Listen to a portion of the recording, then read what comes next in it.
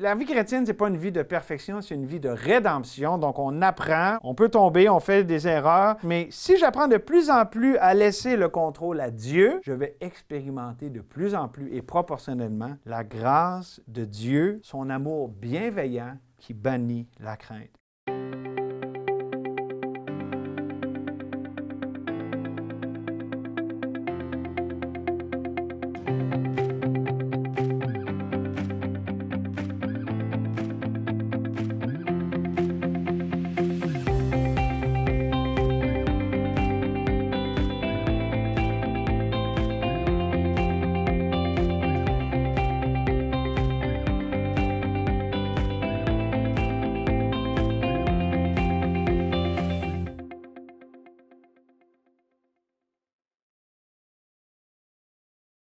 Bonjour, je m'appelle Guillaume et je suis pasteur de l'Église baptiste de Saint-Augustin.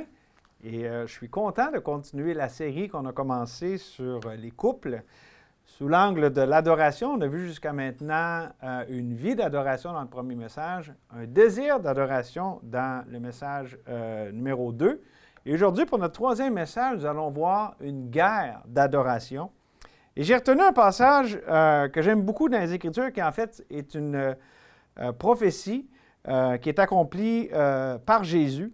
On peut lire dans Matthieu au chapitre 4, on va lire les versets 12 à 17. Jésus, ayant appris que Jean avait été livré, se retira dans la Galilée. Il quitta Nazareth et vint demeurer à Capernaum, situé près de la mer, dans le territoire de Zabulon et de Nephtali, afin que s'accomplisse ce qui avait été annoncé par Ésaïe le prophète. Le peuple de Zabulon et de Nephtali, de la contrée voisine de la mer, du pays au-delà du Jourdain et de la Galilée des païens, ce peuple assis dans les ténèbres a vu une grande lumière. Sur ceux qui étaient assis dans la région et l'ombre de la mort, la lumière s'est levée. Dès ce moment, Jésus commença à prêcher et à dire « Repentez-vous, car le royaume des cieux est proche. » Une guerre d'adoration. Ce passage nous enseigne que Jésus-Christ s'est présenté, va en plein milieu des ténèbres. Dans les pires ténèbres, il a fait briller sa lumière. Lui, la lumière du monde. Lui qui est plein de grâce et de vérité, qui est venu habiter parmi nous. Pas avec les endroits pas trop pires, ceux qu'on trouve acceptables, mais comme on le voit ici, ça a été prophétisé par Ésaïe. La pire des places du pays. Et lorsque Jésus se présente comme ça au milieu de nos ténèbres pour amener la lumière, bien, il va amener la prédication de la repentance. Il a commencé à prêcher et à dire « Repentez-vous, car le royaume des cieux est proche. » Parce qu'on parle des couples, un roi et une reine. D'abord, avant, juste vous expliquer c'est quoi la repentance.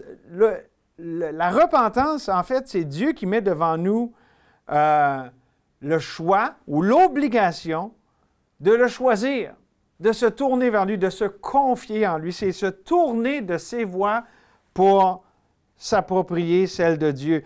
Se détourner de la voie de la mort pour prendre celle de la vie. Se détourner de la chair pour marcher par l'esprit. Parce qu'on l'a vu dans le premier message, on peut se voir comme un petit roi, comme une petite reine dans le couple, mais lorsque ce petit roi, cette petite reine, s'humilie, et se détourne de son propre royaume pour se placer sous le roi des rois et le seigneur des seigneurs, son royaume, bien là, c'est là que les choses commencent. Mais évidemment, vous le savez, c'est le sujet du message aujourd'hui, ça ne se fait pas sans combat. C'est là la guerre de l'adoration, où est-ce qu'on a besoin de se repentir, de vivre dans la repentance si on veut être victorieux dans cette guerre.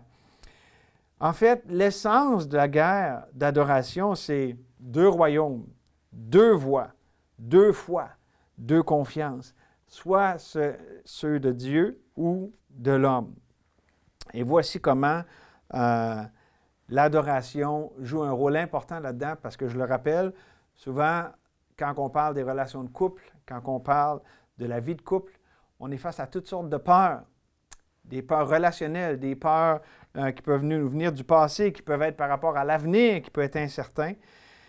Et donc, l'adoration, c'est elle qui nous tourne les regards vers Christ. Vaincre la peur ne consiste pas seulement à fixer l'esprit sur la vérité, mais aussi à fixer le cœur sur Christ. L'adoration est le coup qui fait tourner la tête en alignant nos pensées sur les affections d'un cœur entièrement captivé par Jésus. C'est pour ça qu'on a besoin de se repentir, de se tourner vers Dieu, de se confier en lui. Et là-dessus, je dirais qu'il y a quelque chose de tellement important à comprendre. Souvent, on va avoir des choses qu'on pense dans notre tête, qu'on sait que c'est la bonne chose, on connaît la parole de Dieu en tant qu'enfant de Dieu, mais des fois, on va se sentir différemment. Ah, Dieu est bon, je le sais dans ma tête, mais des fois, avec ce que je vis et les épreuves, je ne ressens pas sa bonté. C'est comme si j'ai de la misère à sentir qu'il est bon. Je sais que c'est vrai dans ma tête, mais il y a une contradiction. Et souvent, c'est là qu'il va y avoir une guerre, c'est là qu'il va y avoir un combat. Et souvent, on va avoir honte de nous-mêmes. Puis des fois aussi, si on partage ça avec d'autres, on va voir ça dans le message, c'est là qu'il peut y avoir beaucoup de conflits, du rejet et toutes sortes de tensions. Et lorsque la peur nous murmure ces vieux mensonges, parce que la peur est fondée dans le mensonge, on ne devrait pas juste essayer de discuter avec, comme ça, la peur puis ses mensonges. On devrait simplement lever les regards vers Jésus. Laisser notre cœur déborder d'adoration, se reposer en celui qui est notre vie, en celui qui détient les clés de la vie, qui a vaincu la mort pour toujours. Parce que la peur ne peut pas subsister là où Christ est exalté, là où il prend toute la place. Donc, adorez-le, regardez la peur s'anéantir devant la face de Christ. Et reconnaître la réalité de la guerre spirituelle. On parle aujourd'hui de la guerre spirituelle, de la guerre d'adoration, mais c'est sur la trame de fond de la guerre spirituelle. On doit reconnaître que dans cette réalité, le plus grand besoin pour notre part, c'est de s'humilier et de se repentir pour croire en Dieu. Pas dans nos voies, nos mécanismes de défense, nos façons de réagir aux choses qu'on a toujours eues, mais d'apprendre Christ, de le rencontrer là où est-ce qu'il nous amène et se confier en lui. C'est la clé de la victoire, la clé de la pérennité d'un couple chrétien. Et l'angle avec lequel je veux l'aborder, ça nous vient de Jésus lui-même, lorsqu'il était dans le jardin de Gethsémani et qu'il a eu cette fameuse prière qu'on connaît bien. Dans Matthieu 26, 39, on peut lire. Puis, ayant fait quelques pas en avant, il était avec Pierre, Jean et Jacques. Il se jeta sur sa face et pria ici. Donc, Jésus ici qui prie, « Mon Père, s'il est possible que cette coupe s'éloigne de moi, toutefois, non pas ce que je veux, mais ce que tu veux. » De ce verset-là, on va sortir deux dispositions de la repentance dans le couple, dans la guerre spirituelle. Deux dispositions de la repentance dans le couple. D'abord, l'honnêteté face à nos peurs. C'est la première disposition qu'on doit avoir si on veut vivre la repentance, c'est l'honnêteté face à nos peurs. La Bible nous dit dans Jacques de résister au diable et il fuira loin de nous. Et l'arme favorite du diable, c'est la peur. Il se sert de la peur de tellement de façons. On a vu ça à travers les événements des dernières années. La peur de tous côtés pour amener les gens sous le contrôle du monde et du prince de ce monde, le malin Satan. Et pour contre-attaquer cette peur avec la vérité, puis toutes les attaques mensongères qu'il peut y avoir, notre arme, c'est la vérité. Et là-dessus, je vous parle de développer dans un couple une culture maritale, ou même aussi une culture familiale, donc personnelle et mutuelle, dont j'aimerais vous prendre le temps ici de vous expliquer ce qu'il en est.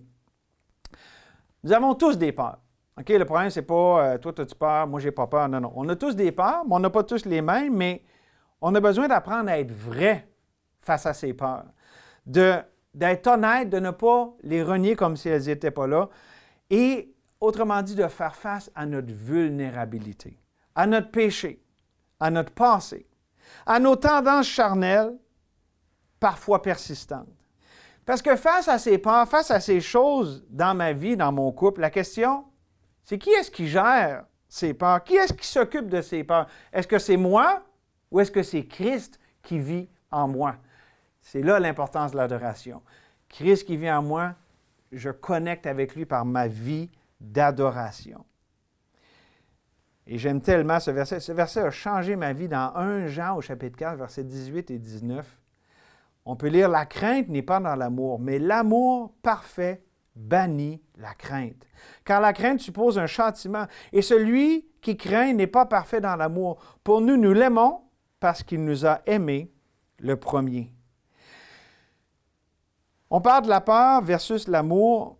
Je continue à développer ma pensée ici par rapport à l'honnêteté face aux peurs. La peur est directement reliée à notre désir de contrôler. J'ai peur parce que je pense que je suis en train de perdre le contrôle. Ou je cherche à contrôler à cause que j'ai peur que ça tourne comme ci, que ça soit comme ça. OK? Donc, la peur et le contrôle sont directement reliés. Et si, je ne suis jamais au contrôle, là, mais si j'essaie d'être au contrôle ou que je pense que je peux contrôler, je vais toujours avoir peur. Puis ma peur va toujours aller en grandissant. Plus je cherche à contrôler, plus je vais avoir peur. Donc, c'est un cercle vicieux. J'ai peur, donc ça m'amène à contrôler. Mais le fait de contrôler, ça fait encore plus augmenter mes peurs. Donc, c'est vraiment une voie de destruction et c'est une spirale descendante.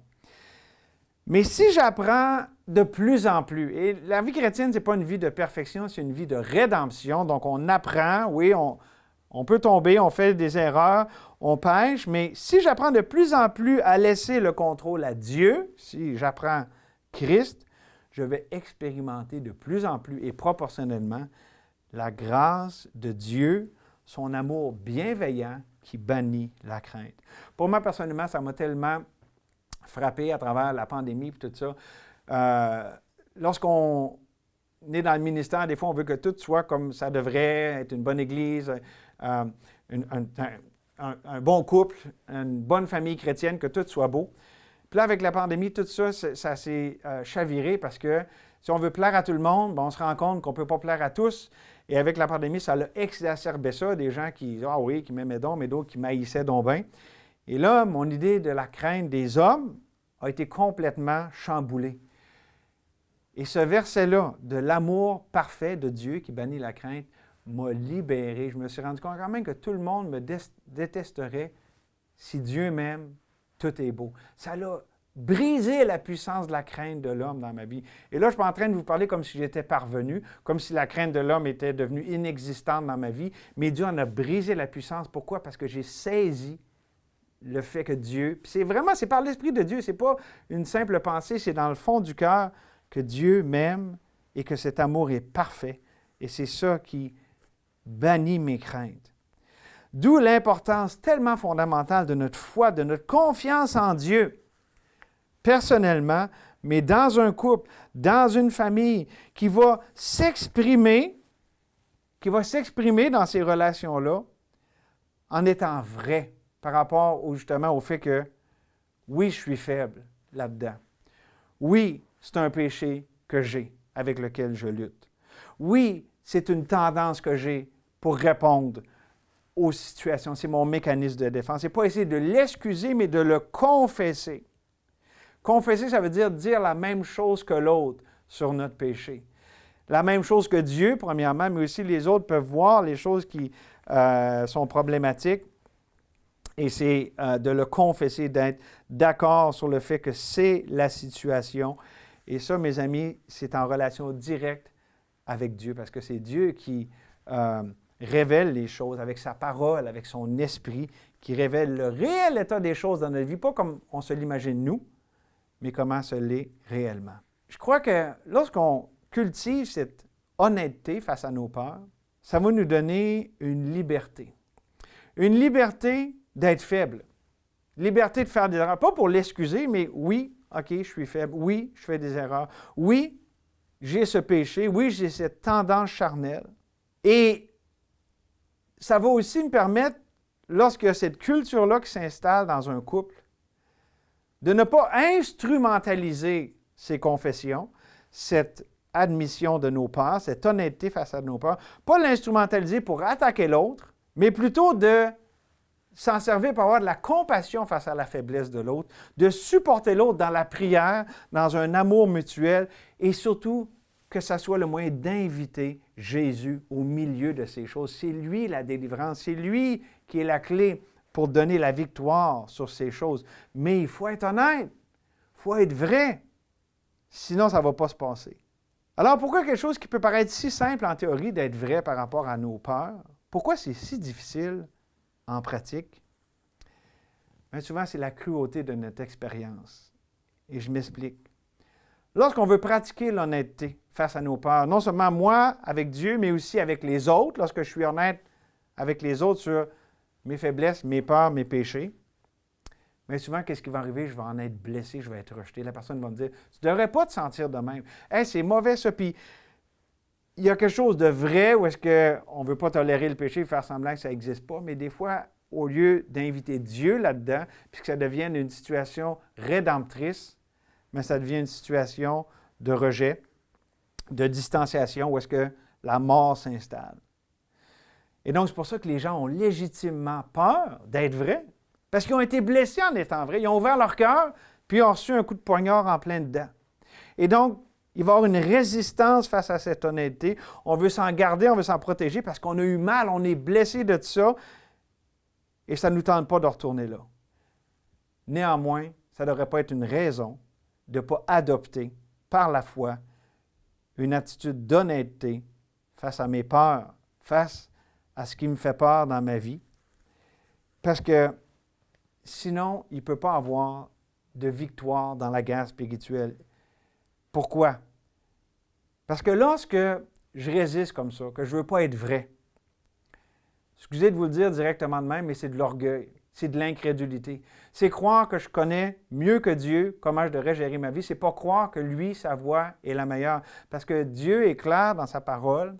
Il veut qu'on soit vrai, qu'on l'adore en esprit et en vérité et que cette adoration ait ses ramifications dans tous les aspects de notre vie. Mais la promesse qu'on a de Dieu, c'est que Dieu, oui, résiste aux orgueilleux, mais il fait grâce aux humbles. Et lorsque dans l'humilité, je me soumets par la foi, et que là, je fais confiance à dire, OK, même si j'ai peur, je vais être vrai pareil, je vais être honnête, bien, la grâce de Dieu embarque. La grâce de Dieu fait ce que juste elle peut faire. Et la grâce de Dieu, c'est une personne, c'est Jésus. Autrement dit, Jésus va s'impliquer, il va s'inviter en plein milieu de ce qui nous fait peur pour être notre consolation, notre victoire, notre réconfort, notre rédemption. Et donc, c'est vraiment deux choix qui sont devant nous autres. L'orgueil, pour que Dieu nous résiste, ou l'humilité pour que Dieu nous fasse grâce et qu'on le voit, lui, à l'œuvre. Et ça, mes amis, on l'apprend par l'expérience. La Bible nous dit qu'on devrait arrêter d'être conforme au siècle présent, de penser comme le monde, de cacher nos peurs, de penser que c'est comme ça que ça va aller mieux. Non, qu'on devrait plutôt être transformé par le renouvellement de l'intelligence afin qu'on discerne, qu'on sache pour nous-mêmes que la volonté de Dieu, elle est bonne, agréable et parfaite. Romains 12, 2, que je viens de vous citer, c'est la clé pour nous aider à comprendre que lorsqu'on fait confiance à Dieu, à ses voies, à sa façon de faire, on se rend compte, hey, Dieu, ta volonté est bonne, ta volonté est agréable, ta volonté est parfaite. Mais on peut seulement s'en rendre compte lorsqu'on lui fait confiance, lorsque par la foi, on se soumet à lui en étant honnête face à nos peurs. Et dans une relation de couple, c'est tellement important, la repentance. La repentance est, pour être plus précis, par rapport à ma tendance à insister sur ma volonté. Je veux les choses à ma façon. Par rapport à ce qui me fait peur, à vouloir contrôler l'autre, contrôler les circonstances, d'être vrai par rapport à ces tendances-là, parce que ça démasque et donc ça l'amène la vérité et Dieu travaille dans la vérité. Il ne travaille pas dans la contrefaçon, dans le mensonge. Et si on ne fait pas ça, bien, on a la folie de résister à Dieu, puis je veux dire, moi, j'aime pas mal mieux avoir Dieu qui me fait grâce puis qui est de mon bord que d'avoir Dieu qui me résiste. Donc, le choix est à vous. Mais l'honnêteté face aux peurs, c'est le premier élément essentiel si on veut avoir la victoire dans la guerre d'adoration. Ça m'amène au deuxième point. Puis, ça nous ramène aussi dans Matthieu 26, 39, où est-ce que Jésus, il a commencé en étant honnête. Mon Père, s'il est possible que cette coupe s'éloigne de moi, donc il était honnête, il a amené les choses telles qu'elles étaient devant le Père, Mais il n'est pas resté là. Il n'est pas resté avec ça. Il a dit, toutefois, non pas ce que je veux, mais ce que tu veux. Donc, on voit non seulement il y avait une honnêteté, mais aussi il y avait un abandon à Dieu face à ses peurs. L'abandon à Dieu face à ses peurs. Et la Bible nous dit, soumettez-vous à Dieu, résistez au diable et il fuira loin de vous. La soumission à Dieu, la confiance à Dieu va se manifester dans nos vies et va porter du fruit en proportion à notre humilité, à notre disposition à se mettre sous l'autorité de Dieu. C'est ça l'idée de s'abandonner à Dieu face à nos peurs. OK, Dieu, ça me fait peur. OK, je suis vrai avec ça, je suis honnête, mais je me donne à toi. Ou comme Jésus le dit si bien, s'il est possible que cette coupe s'éloigne de moi, toutefois non pas ma volonté, mais la tienne. Dieu, je suis déjà donné à toi. C'est réglé. Je m'abandonne à toi. Et ça va ressembler à quoi concrètement dans une vie de couple? Bien, le focus, excusez-moi l'anglicisme, ou si vous voulez, le centre d'attention, l'aspiration du cœur va être sur moi, comment je peux servir, bénir l'autre, et non pas comment l'autre peut se soumettre à moi, à ce que moi je veux, à mes droits. C'est une façon complètement différente de voir les choses. Comment je peux donner, déborder de Jésus, et non pas comment je m'attends à recevoir de l'autre. Et ça, c'est un désir d'adoration, comme on a vu dans le deuxième message. Et ce désir-là, c'est d'accomplir mes responsabilités face à l'autre et de laisser Dieu s'occuper de l'autre. C'est ça l'abandon à Dieu. Dieu, je suis vrai par rapport à ce que moi j'ai de la misère, OK? Je t'invite à t'en occuper. Puis je m'abandonne à toi pour la victoire sur ces choses, mais aussi je t'abandonne ma femme, mon mari, par rapport à ce que je vois qui est problématique, parce que savez-vous quoi?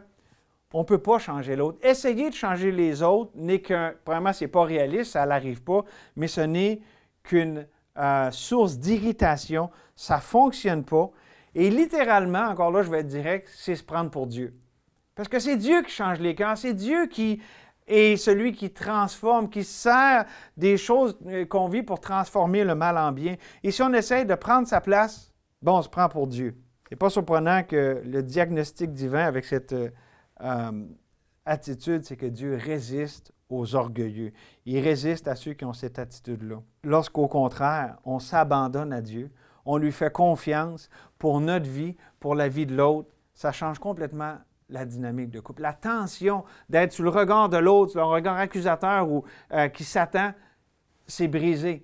Puis maintenant, si moi, face à Dieu, je dis « OK, Dieu, change-moi, fais ce que tu veux avec moi. Oui, sors-moi de la zone de confort parce que je veux expérimenter ta consolation, ta grâce. » Lorsqu'on a cette disposition-là, la vie de Dieu va se manifester dans le couple. Il va y avoir le bonheur, puis la récompense est grande. Il y a d'abondantes joies devant la face de Dieu comme ça. La peur, et vous vous rappelez, j'ai dit la peur et le contrôle vont ensemble. Plus j'ai peur, plus j'essaie de contrôler. Et plus j'essaie de contrôler, plus je vais encore avoir peur parce que ça ne va pas marcher. On ne peut pas tout contrôler. Mais cette peur et ce contrôle sont au cœur de la guerre spirituelle. Et c'est vraiment une voie descendante, c'est une pente glissante.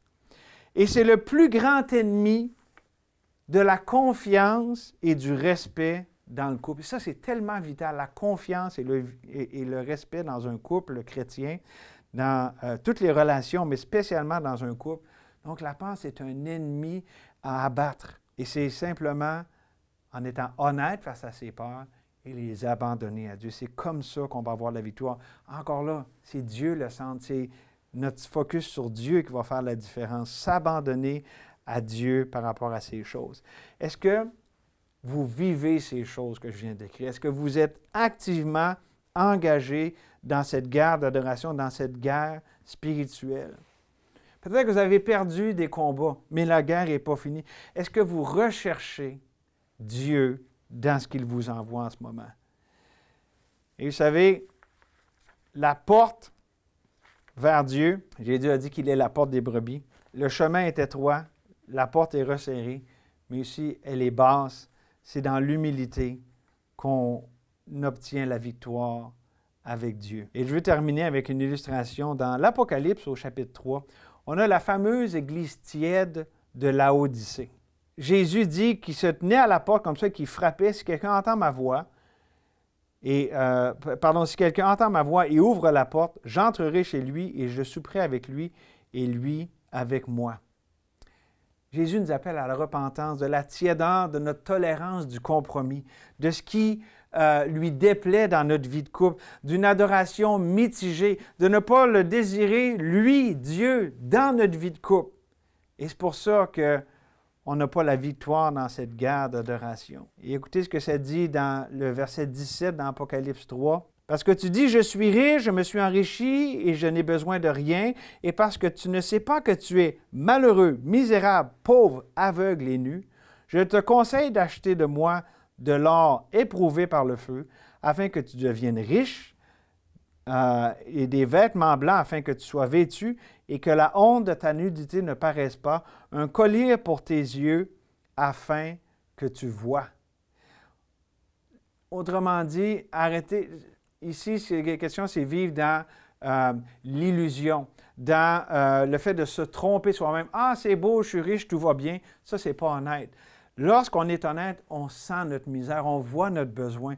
Personne n'est accompli. On n'est pas au-dessus de la mêlée, personne. Mais qu'on voit que Dieu veut nous donner sa grâce et tout ce dont on a besoin pour vivre cette vie qui nous appelle à vivre. Et donc là encore, ça m'amène à conclure avec ces deux versets bien simples de la parole en prière. Celui qui vaincra, je le ferai asseoir avec moi sur mon trône. Comme moi j'ai vaincu et je me suis assis avec mon Père sur mon trône, que celui qui a des oreilles entende ce que l'Esprit dit aux églises. Seigneur, merci que tu es la victoire dans la guerre spirituelle. Et la guerre d'adoration se joue dans le cœur. Et Seigneur, je te prie que chacun de nous, on puisse être honnête. Honnête par rapport à nos peurs, à nos faiblesses, à ce que peut-être on traîne comme un boulet sur notre passé, ou peut-être aux craintes qu'on peut avoir face à l'avenir. Juste d'être vrai et de s'abandonner à toi. Et dans les peurs qu'on a pour notre conjoint, notre conjointe, de t'abandonner. Toutes ces choses qui nous font peur, de te laisser le travail. Oui, il y a de l'instrumentalité, il y a un temps pour parler, il y a aussi un temps pour se taire, un temps pour prier. Seigneur, qu'on te cherche de tout notre cœur. Oh, comment l'adoration, c'est la clé de la victoire dans la guerre spirituelle. Merci que tu aies cette victoire, que tu l'as remportée au calvaire, que tu as tout accompli. On veut se l'approprier, prendre ce que tu as conquis pour nous. Merci, Jésus, que tu es le chemin, la vérité et la vie. Merci que tu es la victoire, que nous sommes complets en toi. Merci, Seigneur. Au nom de Jésus. Amen.